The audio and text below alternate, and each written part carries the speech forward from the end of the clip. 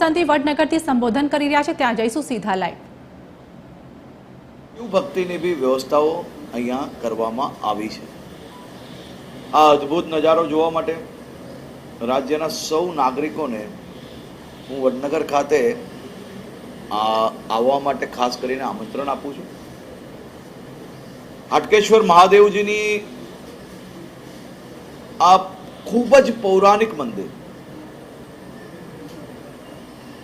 જ્યાં મંદિરમાં પ્રવેશ થતા જ એક ખૂબ જ અદ્ભુત અનુભૂતિ થતી હોય છે। એવા હાટકેશ્વર મહાદેવના દર્શન આપ સૌને પ્રાપ્ત થઈ શકે અને શિવ ભક્તિ આપ સૌ લોકો સારી રીતે કરી શકો શ્રાવણ માસના આ પવિત્ર અવસરે, તે માટે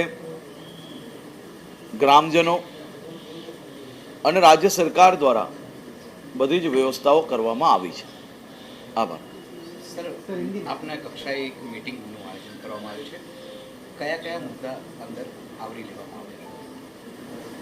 તો મીટિંગમાં તમે આવી ગયા હોત તો ખબર પડી જાય।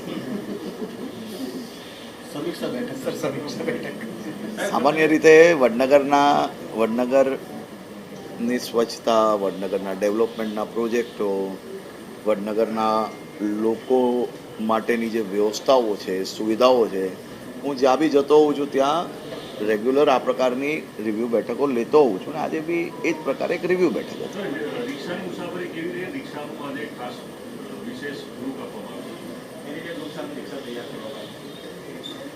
ગાડીમાં જે આનંદ ના આવે એ રિક્ષામાં આવી શકે, અને રિક્ષાનો આનંદ અદ્ભુત હતો। વડનગરની આ ઐતિહાસિક નગરીઓમાં આ રિક્ષામાં ફરવાનો અવસર પ્રાપ્ત થયો। રિક્ષા આ હેરિટેજ નગરી છે, તો રિક્ષા બી હેરિટેજ એને રિસ્ટોર કરવામાં આવી છે। ખૂબ મોટા પ્રમાણમાં ટુરિસ્ટો જ્યારે આવતા હોય તો આ પ્રકારની રિક્ષામાં બેસીને એમને આનંદ બી થશે। અને હું એવું માનું છું કે જે પ્રકારે મને બધા રિક્ષાવાલાએ કહ્યું કે રિક્ષા જોડે ફોટો પડાવવા માટે પડાપડી છે લોકોની, એટલે ભવિષ્યની અંદર ટુરિસ્ટ માટે બી આ ખૂબ મોટું આકર્ષણનું કેન્દ્ર બનશે।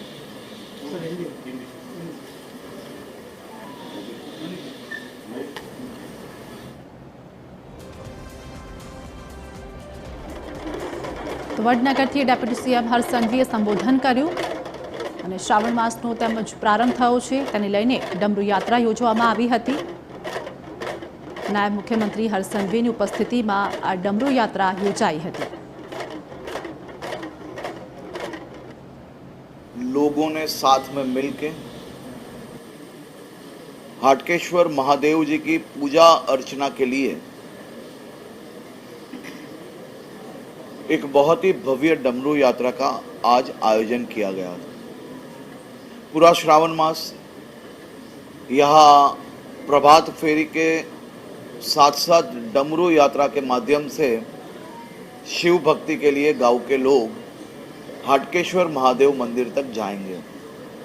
इसी प्रकार से राज्य एवं देश भर से ये ऐतिहासिक पौराणिक शिव जी के मंदिर पे जब हजारों की संख्या में लोग यहाँ आते हैं तो उनकी शिव भक्ति के लिए भी खास आयोजन हर रविवार के दिन किया गया। बहुत बहुत आभार।